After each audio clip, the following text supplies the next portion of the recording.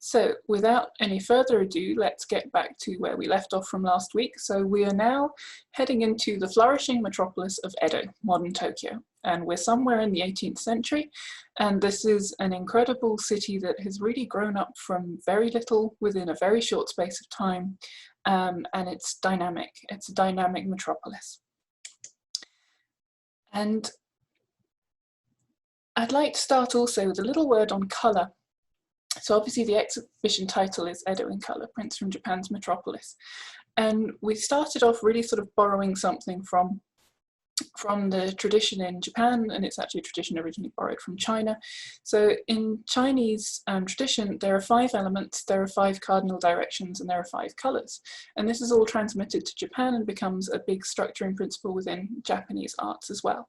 And these 5 colours are blue-green, so not blue, not green, but blue-green, something between the two, yellow, red, white, and black.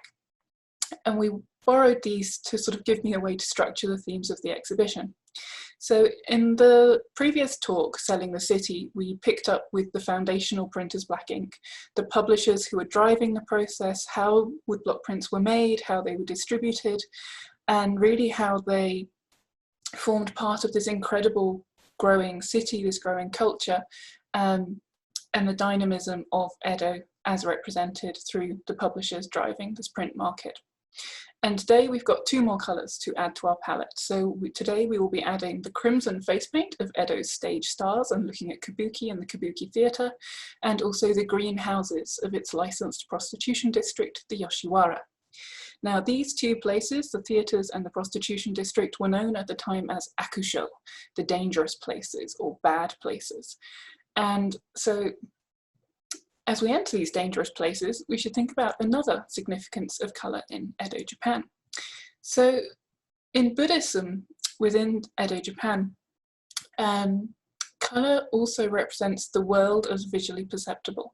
So colour, its general word in Japanese is iro, but depending on the way it's presented, it can also be read shoku or shiki.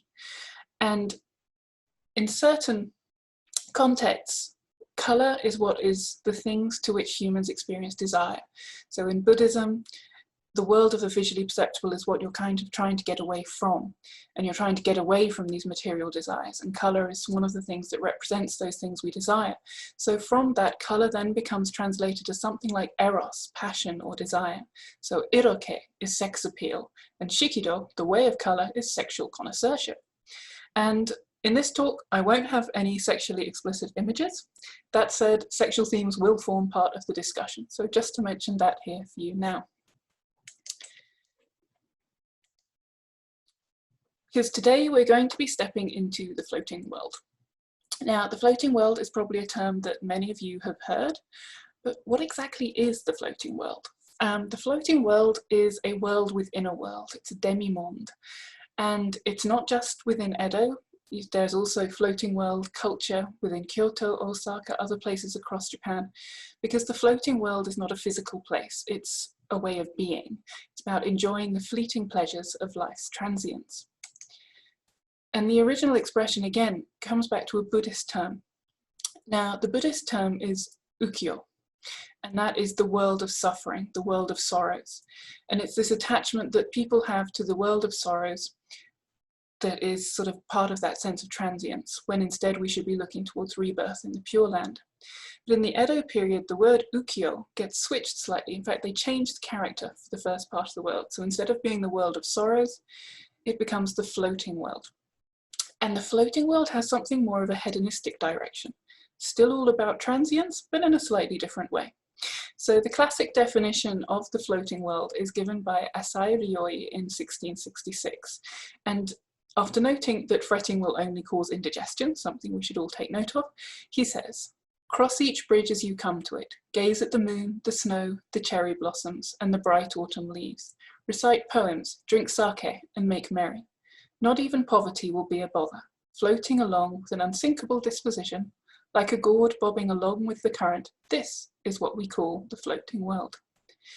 And so this floating world where you can just relax, just enjoy, it's a world of fashion, it's a world of sex, art, literature, drama, gossip, and most of all, play. All of the leisures and pleasures of this fleeting world are there to be enjoyed. And the floating world makes particular sense in a society like Edo Japan, where power is very tightly controlled and life circumscribed by those who have authority. So we have a class system in place, the samurais at the top, and then the farmers, the artisans, and finally the merchants at the bottom. But the wealth is not proportionate with this. So if you're a low-ranking samurai, you can't take on other jobs, you can't change your profession in the same way, and you may have very little to live on indeed. Whereas if you're a merchant, right at the bottom of the social scale, we've got peace, we've got prosperity, we've got growing mercantile culture, you're making a huge amount of money, but you have no social status and you're not allowed to spend it in any way that could be considered extravagant. So the floating world is kind of an outlet within this tension. And it offers a place of escapism, a place where you can spend your money when you can't buy the usual accoutrements of wealth and status, because the powers that be won't let you do that. And indeed, what we have in the floating world is not only a place that cuts across these social boundaries, where the samurai mix with the townspeople, but indeed a place where societies rank outsiders, the prostitutes and actors who don't fit in this social structure at all, become celebrities and become people to be idolized and adored. And the pictures of the floating world, ukiyo-e, are the paintings and prints that depict this place, depict these locales. And it begins as a genre defined by its subject, but ukiyo-e becomes a specific artistic style, and it's a style you can see in both the paintings and the prints, and it's an aesthetic style that depicts this incredibly aestheticized world that is the floating world. And today we're going to be looking at these two places, the theatre districts and the prostitution district. And these really are, in Edo, the twin beating hearts of the floating world. So the kabuki theatre, kabuki has its origins in dances and burlesques performed in Kyoto around the turn of the 17th century, just around the same time Edo was really finding its feet as a castle town. And kabuki starts out with these dancers, a dancer specifically called Okuni, and she was a shrine maiden, and she danced on the dry riverbeds of Kyoto, and the name kabuki means something outlandish, something sort of slightly wild and crazy, and she dressed in a particularly unusual manner, and this was what sort of attracted the name, attracted a lot of people, and it was really sort of burlesque style performances that she was doing. And these performances by Okuni and her troupe became very popular, other people started following suit, and it wasn't long before these sort of performing troupes of women became a showcase for other services of a more sexual nature. And so in 1629, the shogunate banned the women's kabuki performances. And the women were replaced by handsome young men. And the same thing happens again. And so then the shogunate ban the handsome young men and say that the male actors who perform in kabuki have to shave their forelocks, have to shave this part of their hair.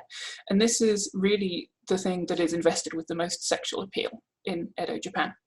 So from then on in kabuki, women are banned from the stage and all female roles are played by male actors known as onnagata. And you'll see in a lot of the actor prints that the female characters have this distinctive purple cap just over the crown of their head here. And this is to cover where they've shaved their forelocks. Even once they start having wigs and things, they continue this tradition. And this murasaki boshi, this purple cap, is sort of the mark of the onnagata actor. Now, one of the things that happens, obviously, with kabuki, these restrictions on kabuki, the drama aspect starts to take over. Some of the sexual aspect of kabuki, its showcase as a place for other services, starts to diminish, and it becomes more about the drama, and the drama becomes more defined and refined. But the two are never entirely separated, and sex and kabuki always have a shared history. For one part, male prostitution in Edo was focused on the tea houses around the theatres, but also the actors themselves. I mean, this was sensational theatre. So even if the actors weren't actually selling sexual services, they were celebrities with huge followings and this massive appeal to men and women across the city. So we have three principal theatres in Edo, the Nakamura-za, the Ichimura-za, and the Morita-za, and these are concentrated downtown in the districts of Sakai-cho and Fukiya-cho. Now, the prostitution district is slightly different. So Edo was first established sort of 1590, but the city really starts to come into its own in the 17th century. And in the early 17th century, in around 1612, a group of brothel owners petitioned the government for permission to have a licensed prostitution district. And the reason they do this is to try and monopolize prostitution within this growing city. The Tokugawa shogunate take a while to think about this, and then in 1617 they give permission and a plot of land for the brothel owners to build a prostitution district. Now the advantage for the shogunate is that this district will be moated, walled, controlled, and there's a gate so they can see who's coming in and who's going out. So it's all happening with the sort of the approval of the authorities, and the brothel owners developed this district, and by 1642 there are 987 women working in the brothels of the Yoshiwara, and there are 125 brothels. In the mid-17th century, around 1657, the government decides that the Yoshiwara should move. And then there's this huge cataclysmic fire that destroys a huge amount of Edo, the Great Meiriki Fire. And after that, the Yoshiwara is relocated to a much more remote area north of Edo. And then it's called the Shin Yoshiwara, or New Yoshiwara. But very soon it's just known as the Yoshiwara again. So you have this sort of moated prostitution district, and that's how the government likes it. They like to have it under control. But you also have many unlicensed districts through the city as well, and many sort of other places where sexual services and sex workers can be found. And the kabuki world and the Yoshiwara overlap considerably, and one of the biggest places in which they overlap is in drama itself. So the women of the Yoshiwara often make their way into kabuki dramas, are commemorated in the popular literature. And here we have a print of the archetypal Edo pair. So we have the dashing and bold Sukuroku there crouching with his pipe, and he always has this very distinctive little headband as well. And then we have the beautiful courtesan Agemaki, and Agemaki is sort of standing tall over him. She's very strong and very devoted, and she stands by him throughout his misadventures. So two locales, the prostitution district, the theatres, and it's two parts of the floating world. And they're the home to the celebrities of the floating world, the actors, the prostitutes. Now, sometimes the prostitutes, the sex workers of the Yoshiwara, are referred to as courtesans. And there's good reason for doing that, as we'll see later on. But here I'd rather use the contemporary term yujo, which means women of the pleasure quarters. So these two groups, the actors and the yujo, they're both outside the official class hierarchy, and yet they both achieve elevated status within this demi-monde. Both are ranked in printed critiques and in guides, and both were sensational and sensationalized. And most importantly for us, in terms of the exhibition, both were immortalized in literature and print, and both contributed to the definition of Edo. So in my talk today, I'm going to start by focusing on two publications dealing with the stars of these realms. These two publications were published in the same year, 1770, and this is just 5 years after the commercial popularization of full color printing in Japan. Both books were illustrated by leading artists. So the first book was illustrated by Suzuki Harunobu, one of the most important figures in the commercialization and popularization of full color printing. His career was actually cut short in 1770 when he passed away, but otherwise was really ceaseless and relentless in his pursuit of beauty. The other two artists for the second book, it was a collaborative work between the artists Ipitsu Saibuncho and Katsukawa Shunsho, and they were both key figures on the theatre print circuit. So by looking closely at these books and making some comparisons, drawing in a few other examples, we'll get more of a sense of how these two districts operated in print. So the picture book contest of Beauties of the Greenhouses, or Seiro, Ehon Seiro Bijin Awase, was published in the 6th month of 1770, and it depicts 166 women of the Yoshiwara. Now, the word greenhouses, Seiro, or green pavilions as it's sometimes translated, is actually adopted from a Chinese term for a pavilion where women lived. And it becomes a poetic term for the Yoshiwara brothels, to which the yujo were indentured. And the book title can also be read as Ehon Yoshiwara Bichin Awase, so picture book contest of the beauties of the Yoshiwara. This book was originally issued as 5 volumes. In the case of the copy here at the Chester Beatty, those 5 volumes have all been rebound into a single volume. Our copy is actually missing the colophon, which has the publisher's details, but in other copies we can see the publishers who were operating in Edo. Usually the artist would also be named in the colophon for a printed book, but in this case he's not. But he is mentioned in the preface, and the artist is none other than Suzuki Harunobu. Each of the 5 volumes of this book begins with a seasonal haikai poem printed in blue. And the poet who's written these poems is called Kasaya Saren. And the first volume, the focus is on the cherry blossoms, the spring. In the second volume, it's the cuckoo and the summer. The third, which you can see here, is the moon and the autumn. And then we have the red maples, also for the autumn, and then the snow for the winter. And this is a very standard poetic grouping of 5 seasonal subjects. So as you can see here, how this blue colour has really, so this would have originally been printed in blue, but that blue has sort of degraded to this buff, and that's because it's a particular kind of blue, dayflower blue most likely, which is very fugitive with water. And so you've got here the poem written on the white ground there. And these short poems are called haikai, and this is what we would now know as haiku, a term that was adopted later on. And it's a short poem written in 5 syllables, 7 syllables, and 5 syllables. So in Japanese, it would be tsuki no mae, kaze no chikusa no hitotsu mae. Or in English, the myriad clouds, a single one before the moon. And Saren, the poet who wrote the 5 introductory haikai poems, was a haikai teacher, and he's also thought to have been an owner of one of the brothels in the Yoshiwara, and so he seems to have had quite an instrumental role in putting these books together. And it's thought that some of his students, or the club members from the haikai clubs, or the students that he taught, may have been the women who are depicted. Each of the 5 volumes, as well as being associated with one of the seasons, is associated with an area of the Yoshiwara. So the first volume deals with Edo Ichome, the first district of Edo-cho. Second volume is the second district of Edo-cho. And then we have Sumicho and Kiyomachi 1 and Kiyomachi 2. And then it's also organized by brothel. So we see in each page the name of the woman, but also the name of the brothel that she is indentured to. And it's visually very different, but it has a lot of similarities and clearly very close relations to the contemporary guidebooks to the Yoshiwara.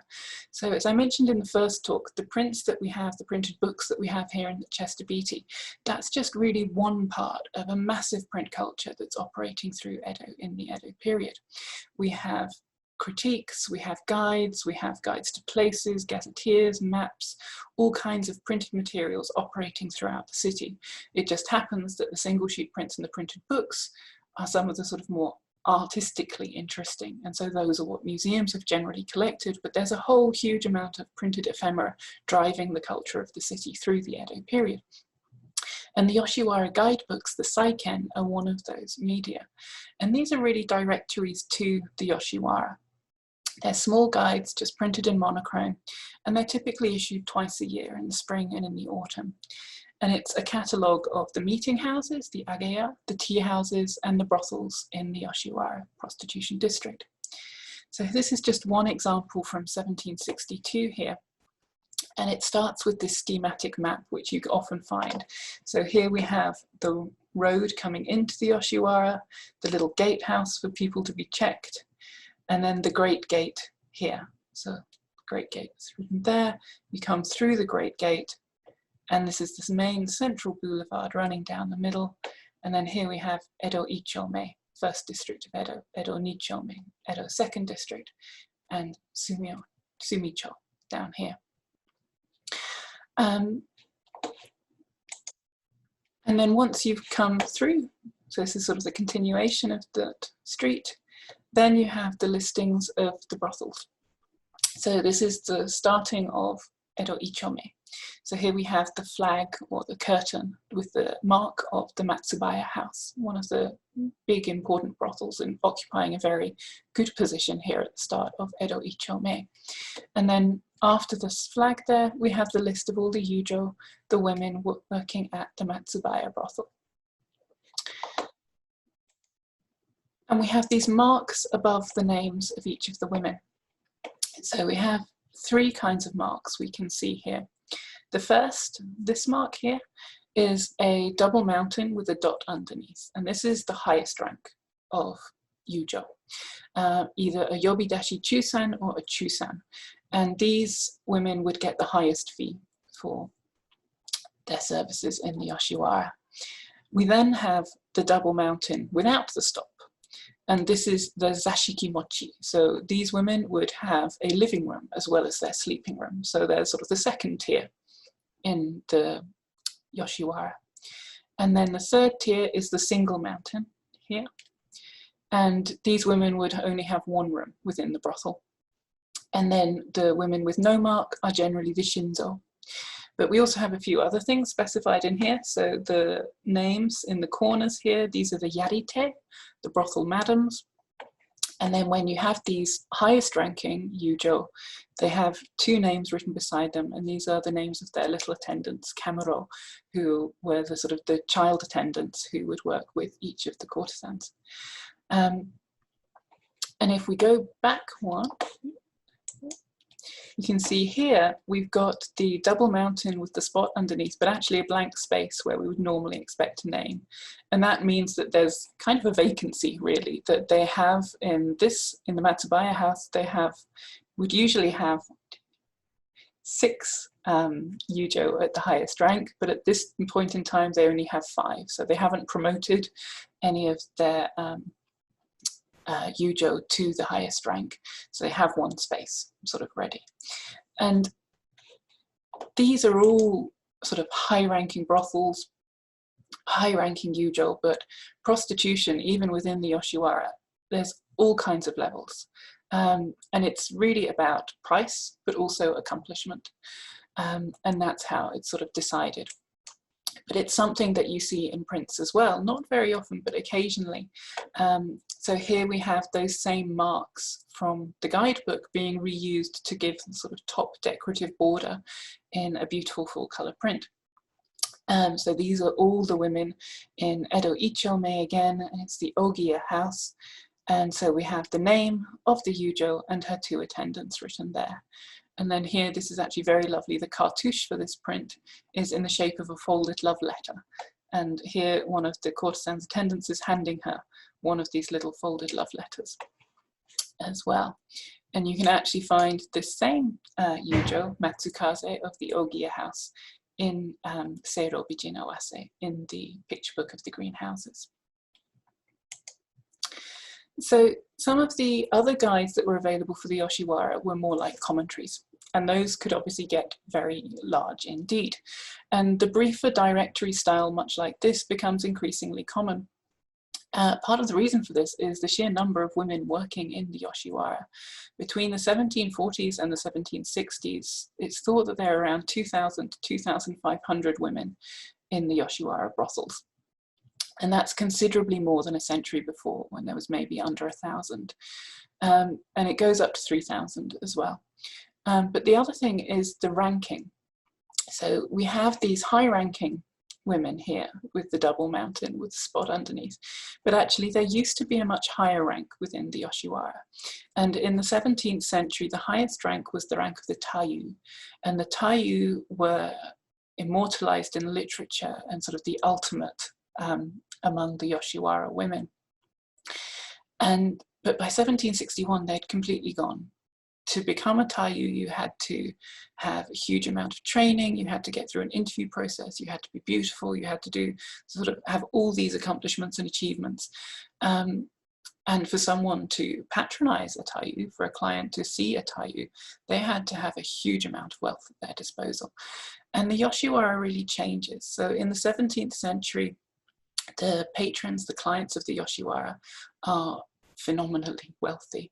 But by the sort of mid-18th century, the client base of the Yoshiwara is starting to change. And so while clients still needed considerable funds, it wasn't quite at the same height it had been. So the sort of the Taiyu really diminish in number and eventually just sort of fade away in place of these other ranks of Yujo. The other thing with these Yoshiwara guides is they're incredibly useful for art historians. Because we have these lists of all the women's names, it means that we can use them to cross-reference surviving prints.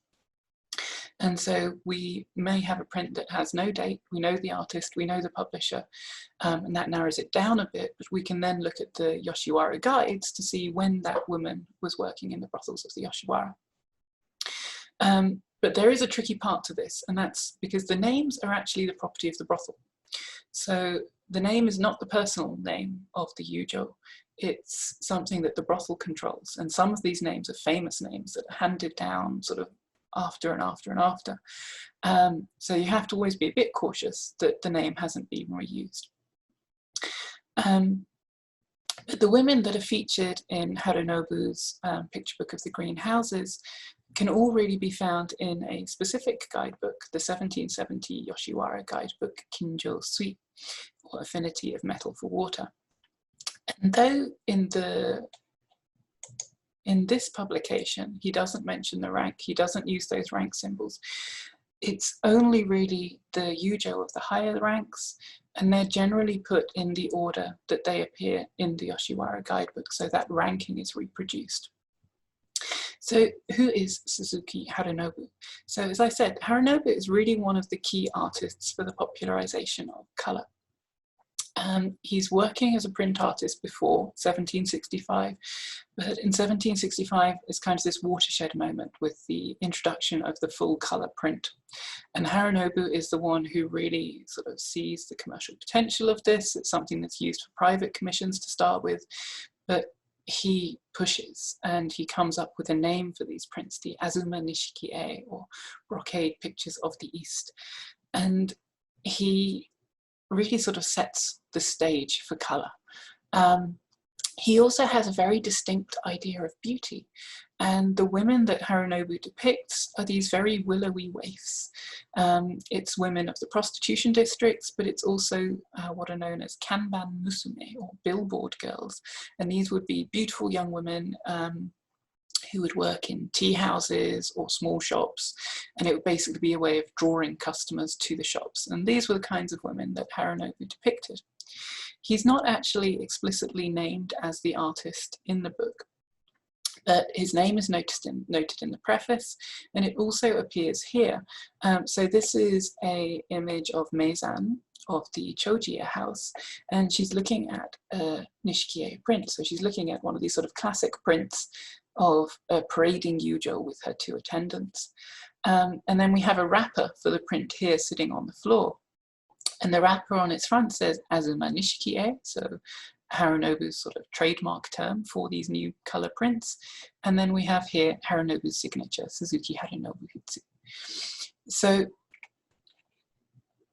it's something where we see Harunobu kind of reflecting on his own place in this world, and it all sort of starts to loop in on itself. The other thing that's very interesting about this print is you can actually read the text here, and this print is actually a print of a Yujo called Chozan, who was Meizan's older sister. Sort of, for want of a better word, they would use these relationships like predecessor, older sister in the brothel in which she works.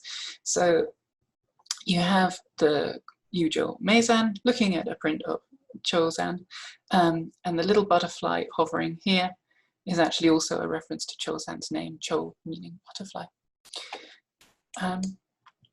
And this kind of cross-promotion within his work is something Harunobu really excels at. So this is a single sheet print that he issued around 1770.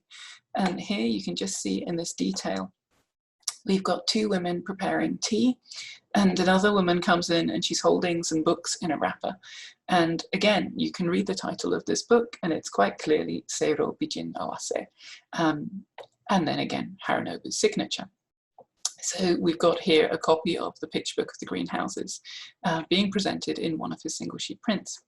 And one of the things that's been noted here is the way that this text is glossed. So in Japanese, they're using Chinese characters, but sometimes to help people read those characters correctly, they'll put a phonetic gloss over the top. And here the gloss is Yoshiwara. So this is why scholars say that the title may not be Seiro Bijin Awase, but in fact Yoshiwara Bijin Awase.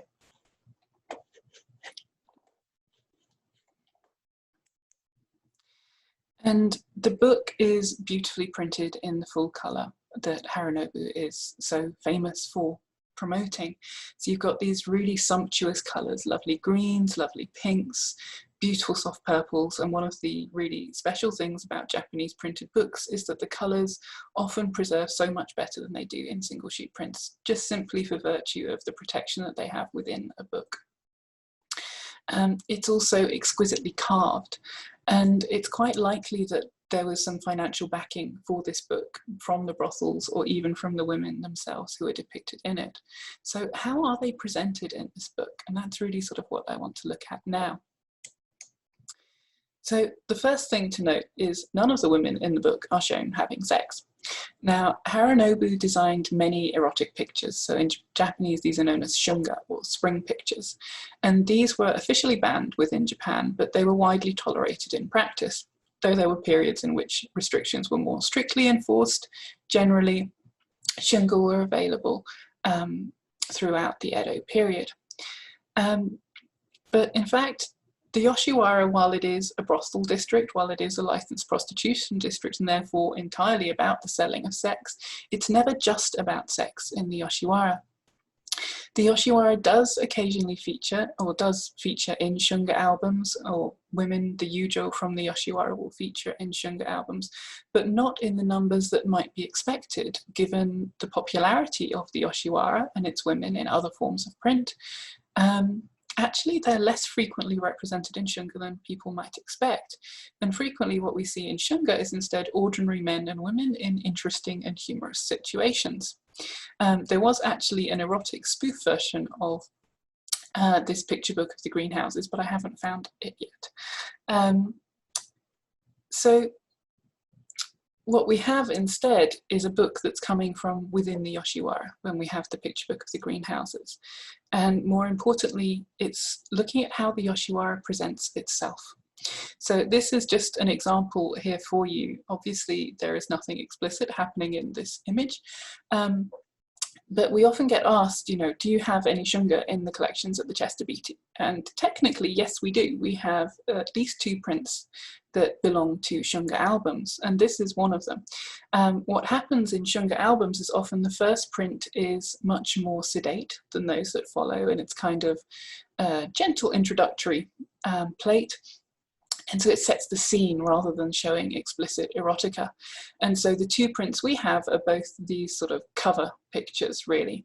So this is one of them, and this is from an incredibly titled work called 12 Bouts of Lovemaking, in which love positions are compared to wrestling holds.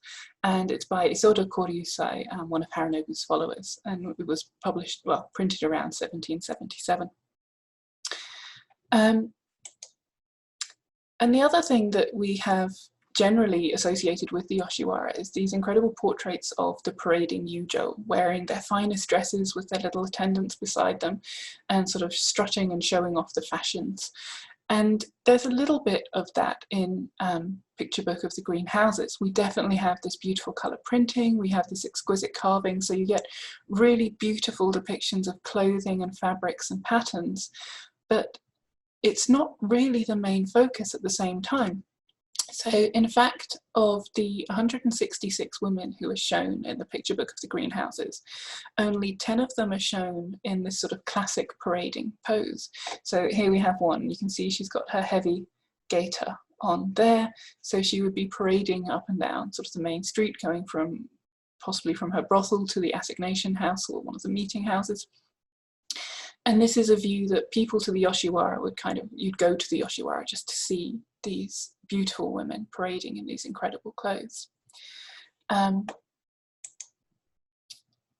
And then there are a few more women who are standing, but they are barefoot. So you can see here, the little toes. So what we actually have, for the most part, in Picture Book of the Greenhouse is women inside. So even though we don't really get any backgrounds around them, they're within the houses. And again, only a small number are standing like this. The majority of the women shown are seated. There's sort of 140 portraits where they're sitting down and doing something, and only a small number where they're standing or parading. And so in that way, it's not so focused on the fashions. Instead, what the Picture Book of the Greenhouses really sort of excels in is showing all the activities that these women might be engaged in.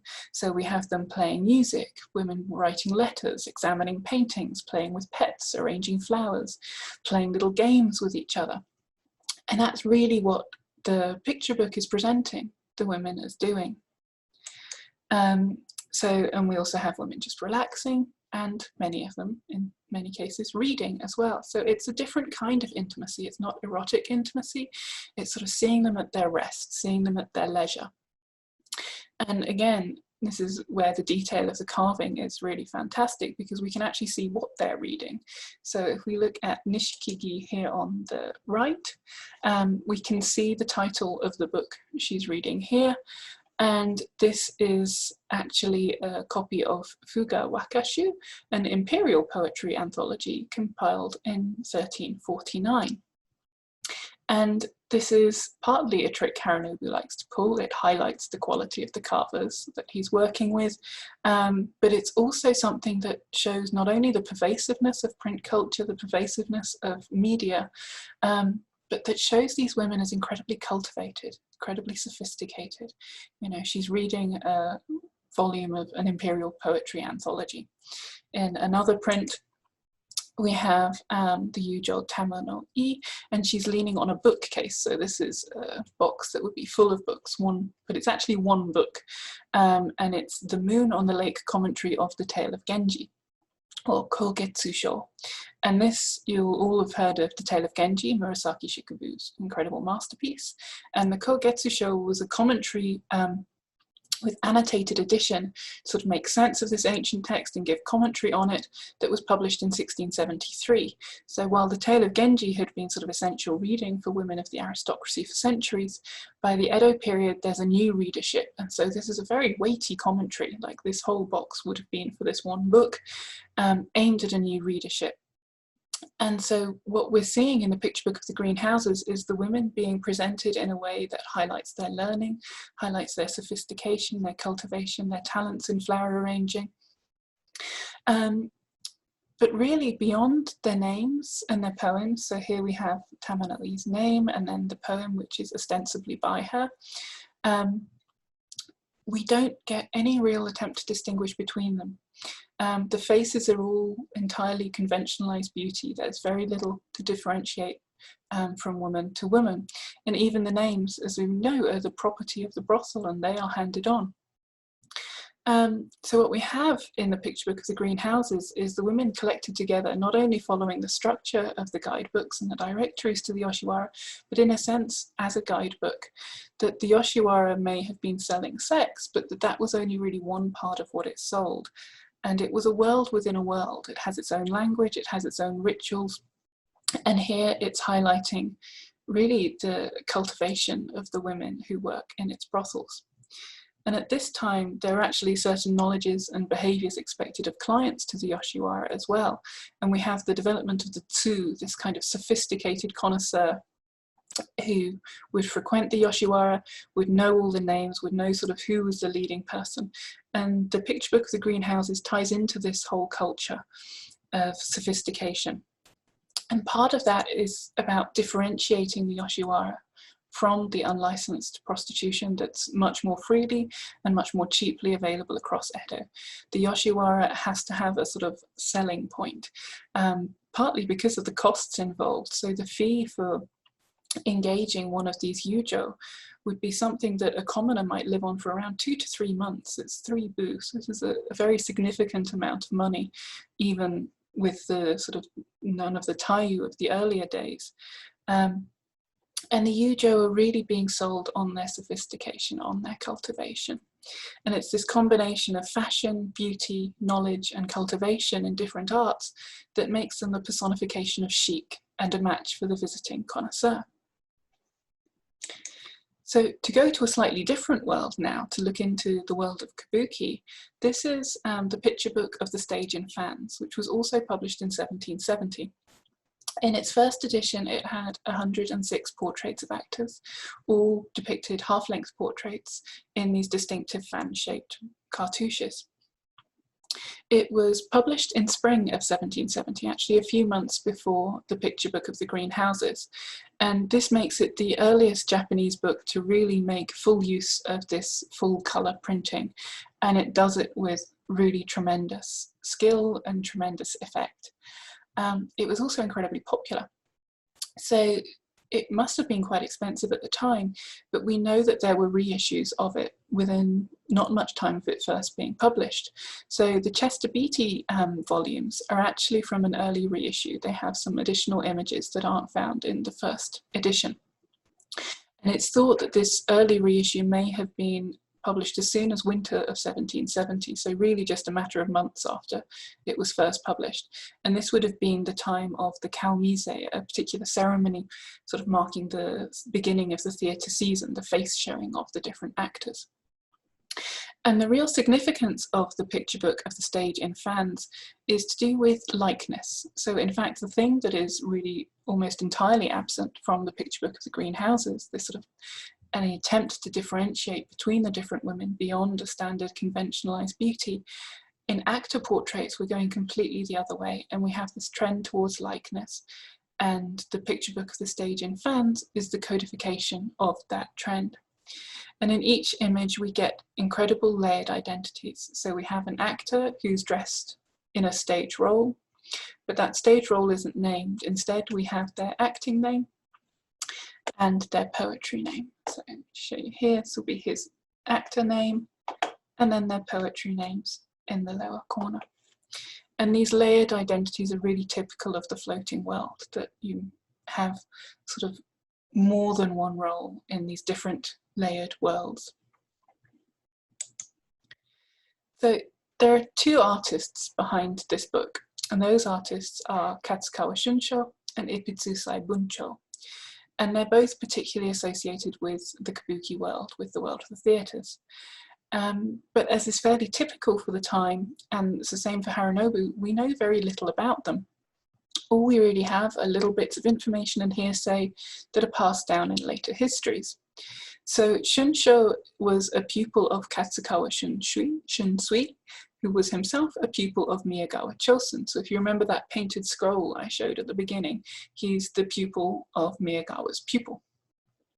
And Shunsho was famous for actor portraits from the 1760s onwards, and his portraits show incredible technical skill, but also really emphasize the presence of the actors. He had a very long career, and in fact, before he died in 1792, one of his later pupils was a pupil named Shunro, who went on to become much better known as Katsushika Hokusai. Now, Ipitsusai Buncho created most of his print work between 1766 and 1773, so it's a very narrow window. In fact, his earliest work was as early as 1755, and his latest was 1790. But he seems to have really focused most of his printmaking in this very short space, which may have been down to what prevailing fashions there were, because it was a very dynamic world. And so some artists had incredibly long careers, and some had shorter careers or had other things that they were doing as well. And Buncho, we know, was also a painter and a poet. Buncho's works shows some influence of Harunobu, so we have quite lithe figures, but his women, especially the Onnagata actors particularly, have much more character than you see in Harunobu's women. They're quite aloof, and they're quite sort of have much more sort of strength to them than Harunobu's waif-like creatures. Buncho also has quite interesting colour palettes that make him stand out from some of his contemporaries. So we have sometimes quite bright colour combinations, and this print here on the right is one where the colours have survived really well, so you can see these incredible yellows and purples and greens in their robes. And he also has some quite interesting colour palettes, so some of his palettes are almost entirely executed in sort of tans and greens. But for this publication, these two artists, who would usually be very easy to distinguish, merge their styles. And that's quite a skillful thing to do in itself. And actually the best way to tell them apart is by the seals that are included on the prints. So Buncho's seal on the left here is the square seal, and Shunsho's seal is the jar-shaped seal. And here again we've got this same blue colour that's faded to buff, and that's just the same as we had on the poetry pages in Picture Book of the Greenhouses. So turning from one fan to another kind of fan, we really cannot overemphasize the following that kabuki actors had in Edo. So this is a late career performance by an actor named Ichikawa Danjuro V, one of the most famous, most celebrated actors of Edo. And you can see at the back of the theatre here, a sign that says basically it's sold out. And here, these are people sort of crowding in to extra stands at the back. So this theatre is packed. This is a huge sellout performance. And we have Danjuro here on the left, stepping out onto the Hanamichi walkway that leads up to the stage. And he strides out and he bellows this one single word, shibaraku, which means wait a moment. And this is a sort of key part in that the Danjuro lineage developed within kabuki theatre. And it's the part where in the play there's some terrible injustice about to happen on stage, and this great hero, this powerful hero, strides out and tells everyone to stop and wait just a minute. He'll then give a speech, he'll take his time walking up the walkway, and then he will basically save the day. And that's what he does. And it's really a moment the crowd loves. And you can see how much the crowd loved it in this print. So if you look down at his feet, you can see everyone is turned to him. Everyone is clamoring and staring up at this incredible performance that they're witnessing. But if you look a little more closely, you can see something else. These legions of adoring fans are all wearing Danjuro's crest. So you can see the crest here, this sort of triple rice measure crest, the mimasu. And if you look at their little scarves over their heads, they all have the same crest, because these are his adoring fans. And his adoring fans can be found in many other places. So this is one of the prints we had in the last talk, and the little boy running in the front there, he has a robe decorated with Danjuro's crest, and his little friend is flying a kite decorated with Danjuro's crest. So regardless of age, gender, class, these kabuki actors were sensational celebrities in their time. And fans would follow their favourite earnestly. They would buy the printed actor critiques that would evaluate them season on season. They would praise them, they would encourage them, and they would commend their best performances. And it was something people would chat about, and really an integral part of Edo culture. And part of the reason it became such a strong thing in Edo was this innovation developed by the actor Ichikawa Danjuro I, so the first of the Danjuro lineage. And he developed this new acting style. And this new acting style is called aragoto. And it's literally sort of rough acting, wild acting. And Kyoto, so kabuki, as I mentioned, its origins weren't in Edo, its origins were in Kyoto. It was really started in Kyoto and then Osaka, and then it came up to Edo. But it's this aragoto style is an Edo innovation, and it's something that resonates so powerfully in Edo because this wild acting style is about superhuman strength. It's about sort of figures with great power, bold eyes, swaggering style, and incredibly captivating performances. And in this sort of military metropolis, it resonates incredibly powerfully, and it appeals to the rank and file samurai, the warrior classes, but it also appeals to the townspeople, because with that shibaraku scene we just saw, you know, these sort of superhuman heroes come in and they are the just heroes who will fight for the little guy and who will stop the injustices. And obviously that's something going to be very appealing to people in a city like Edo.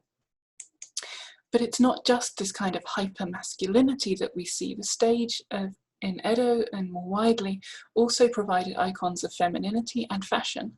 So as I mentioned earlier, when women were banned from the stage, male actors took on female roles. And the actor Segawa Kikunojo I, who was one of the first to sort of specialize in these female roles, the onnagata roles, and he observed that a successful onnagata would be emulated by the women in the audience. That was the goal. And this is his successor here, Segawa Kikunojo II. And Segawa Kikunojo II more than accomplished this. In the 1770 actor ranking, his performances were ranked as almost grand, superior, superior, excellent. So that's a pretty high standard. And he was seen as so attractive and so wonderful as an actor that there's actually a short story written by one of Edo's popular authors, and this short story is called Rootless Weeds. And in this story we have Enma, the King of Hell, and somehow Enma, the King of Hell, comes across a portrait of Segawa Kikunojo II and is absolutely smitten with him and tries everything he can to get him to come down to the underworld, and in the end another actor sacrifices himself in his place. Now, Kikunojo's literary name is Roko, and Kikunojo is this sort of focus for fashions as well. So we have this thing called Roko Musubi, a sash-tiled Roko style. We also have Roko's tea, Roko-cha, and there's always these sort of commercial tie-ins with kabuki, but particularly in things like cosmetics. A number of kabuki actors running their own cosmetic stores. Every commercial dimension was explored, and the fans were ready to consume all manner of products and prints. And this is just a second example because it's a particularly nice one. So on the right here we have an actor named Sanogawa Ichimatsu II. And if you know Japanese patterns by any chance, you will know that a check pattern in Japanese is known as Ichimatsu. And this actually comes from Sanogawa's predecessor, Ichimatsu I. In 1741, Sanogawa Ichimatsu I appears on stage wearing these checked hakama leggings, and everyone is blown away by them. So these checked patterns become the new best thing, and they're named after the actor Ichimatsu. So here we have another print from the collection, a slightly earlier print that shows a woman admiring a portrait, and the portrait here is of the actor Sanogawa Ichimatsu I. And if you note here, if you look at her sash, she's wearing a checked sash. And if we actually go to the next image, you can see that even her hairpin has the Ichimatsu crest there as well. So she really is a true fan. And this is the kind of world that we're stepping into. They really are style icons as well as celebrities. So that's sort of where the actors fit in Edo, but what about this particular book? How are they presented in the stage and fans?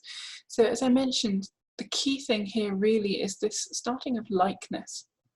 So it was a trend that was already underway with actor prints, but this is a significant publication, and with so many portraits of actors, it's a really sort of critical step in terms of setting down, codifying, solidifying those steps that have been taken towards presenting likeness. And these are called nigae in Japanese. If we compare here the two portraits of Hachizo, who's there on the left, you can see that while it's still quite an open rendition of a face, you can see that there are characteristics that are being picked up, that are being repeated. And this is quite a new thing to happen within ukiyo-e. So by consolidating and codifying that process of likeness, whether sort of actors have sunken eyes or hook noses or fleshy jowls, they cease to be sort of indeterminate leading ladies and swaggering men who you might only be able to identify by their crest, and they become more individuals. And that's kind of repaying this fan celebrity status that they have, an extra dimension for the fans to enjoy.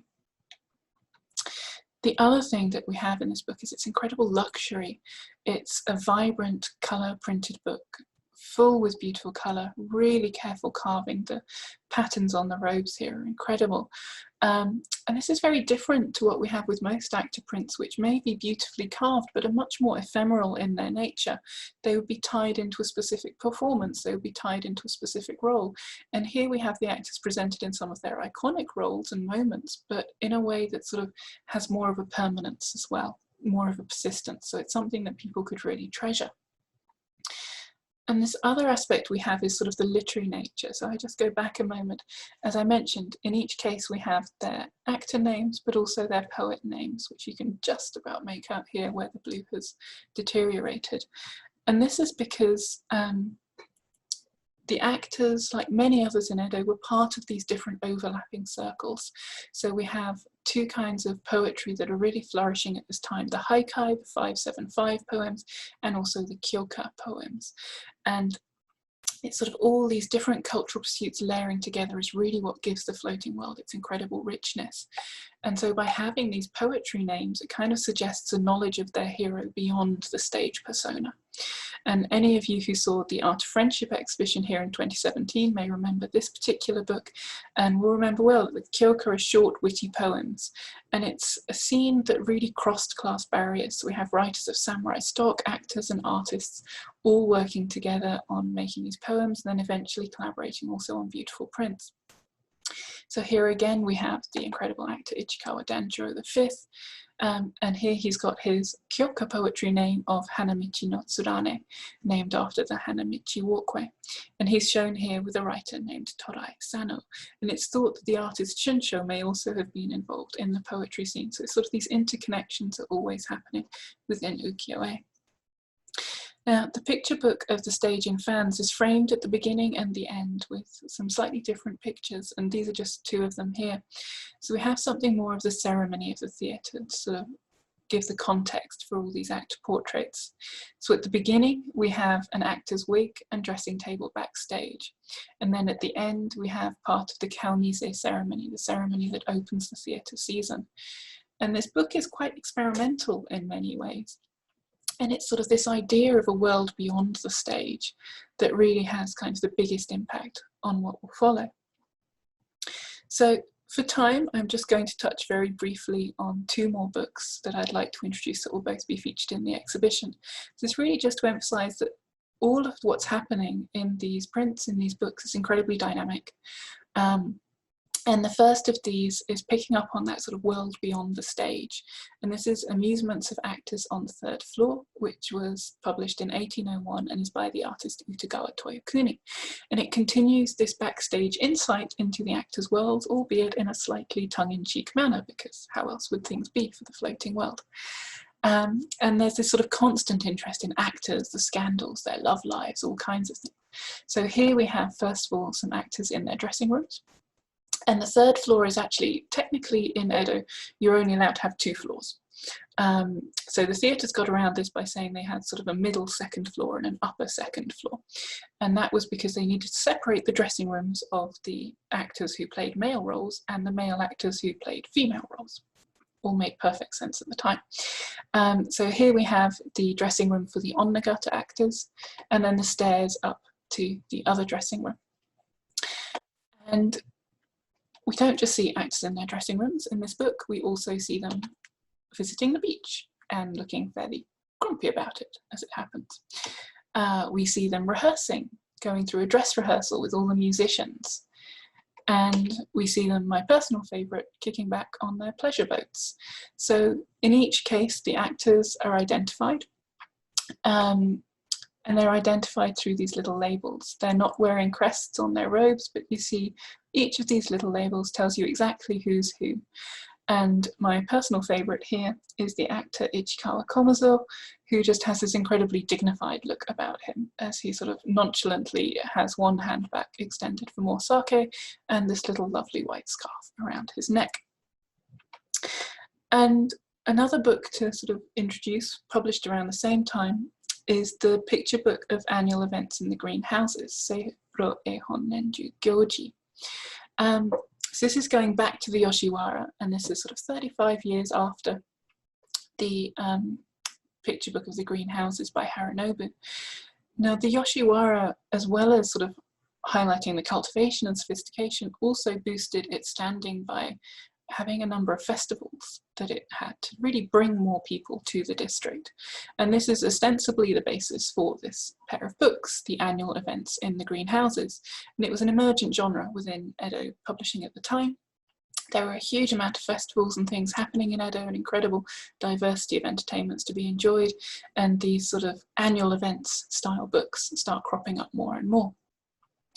And so Utamaro starts with the New Year's greetings, which you can see here, and everyone in the book is labelled again, but in this case they're not labelled with names, but they're labelled with their roles or their types. So we have madams, patrons, entertainers, apprentices, and in the case of the yujo, the women working in the brothels, we even have their ranking devices here as well. So this is oiran, one of the other names for yujo used at the time.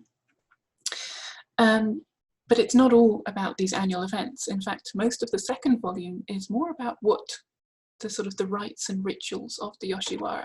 So we have some fantastic illustrations. This is a client nervously waiting for his first meeting with one of the yujo. So this is the client here, and it's almost like his friends are sort of buoying him up as he waits there, and you can just get a sort of palpable sense of anxiety as he's wondering, will he get everything right? Will he follow all the forms and behaviours he's meant to follow? And then we have the clients saying goodbye, the morning parting. This is an incredible scene with this grey just really giving a sense of night and the sort of quiet. And then we have some of the games, the frivolities. So here we have a game of blind man's buff being played in one of the brothels. And the last image is an artist painting a screen with a horo bird, a sort of bird of good omens. And it's likely, and it's often sort of said, that this artist is probably Utamaro himself, the artist who created the book. And one of the reasons that this is sort of thought is one of the things that happens throughout Utamaro's career. He works with some incredible publishers, and they really focus on Utamaro. And as well as selling the beautiful women he's depicting, they sell Utamaro's knowledge. They sell the artist. It's his intimacy, his connoisseurship become as much a feature of his work. And so by sort of including this in the book, it's another way of positioning him as someone who knows about these things, who has that knowledge, who has that access to these incredible exclusive worlds. And by balancing in this book both outdoor spectacles and more intimate scenes and the sort of processes, in a way the book forms a visit by proxy. It's a substitute for a visit to the Yoshiwara. Of course, different people will be able to go and see the outdoor spectacles, but to actually meet a yujo, to have the morning parting, to do all these other things, that would still require a large amount of money. So this might be a more sort of affordable substitute for those who are curious to know more about what goes on in this incredible exclusive world. So going back to the first two books, the picture book of the Beauties of the Green Houses and the Stage and Fans, both are selling style. In the case of the Yoshiwara, it's chic, it's sophistication, it's fashion. In the case of Kabuki, it's often swagger and bravura, but also chic in the case of the Onnagata. Both are also selling intimacy, access to these worlds of parts of the floating world that might otherwise not be accessible, whether that's because there's a barrier of cost or whether it's sort of a more intimate access to the offstage personas.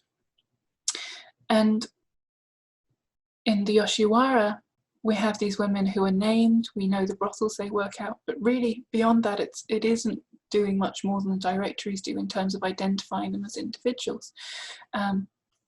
There's no sort of sense of each of the women beyond this. The faces are one for another. But for the actors, we have this sort of development of likeness and this different kind of knowledge, this different kind of individuality that's being demonstrated. So who were these places dangerous for? You know, these are akusho, the dangerous places. And often, you know, it's a tongue-in-cheek thing, but really the danger here, these were seen as places where the morally questionable desires of the commoners would be met. They were an outlet, an acceptable outlet for the shogunate at most times, but something they would occasionally crack down on at others. And there were scandals in the floating world. Utamaro was sent to jail, and some years later, Danjuro VII, one of the most prestigious actors of his generation, was exiled for his sheer extravagance. So the shogunate really wanted to maintain order, and for the most part, they saw these as sort of vices that they would tolerate. But there were times when things stepped out of line. And for the next talk, it's really that sort of tension we're going to look a little more at. So we'll step out of these akusho, these dangerous places, and we'll visit some of these cities' other meisho, famous places. And as we explore the wider reaches of Edo and its floating world, we can marvel at the prosperity and pride of this city, but also better understand the censure and control that were imposed by the Tokugawa shogunate as they tried to maintain order despite this incredible flourishing popular culture. I'll stop there.